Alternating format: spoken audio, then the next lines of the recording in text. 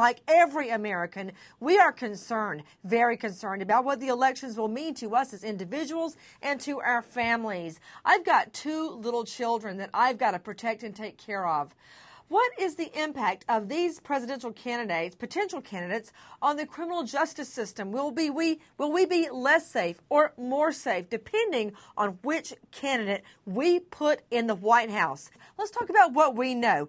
Out to Ken Vogel, chief investigative reporter with Politico. I was very stunned when I learned about many of their positions on crime itself. Everything from the death penalty to forcing a rape victim to give birth to the product of a rape or incest. Ken Vogel, are you aware of where the candidates stand on that?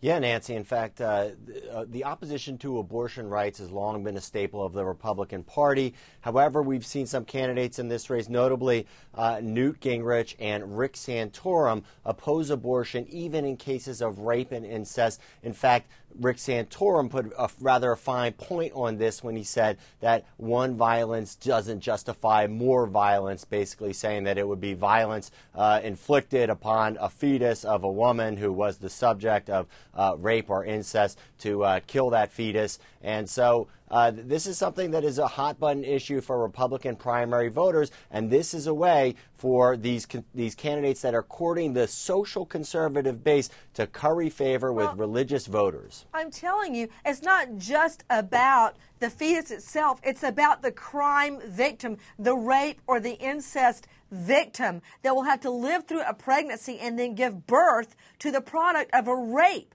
Let's talk about how them in the White House will affect us out here in real life with families to take care of.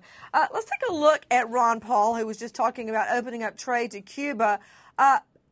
The Amber Alert system, Mark Klass, out of all of them, he opposes the federal Amber Alert system. I saved that question for you, Mark Klass, because of your daughter, Polly. And you're striving for victims' rights, the murder of your daughter. Weigh in.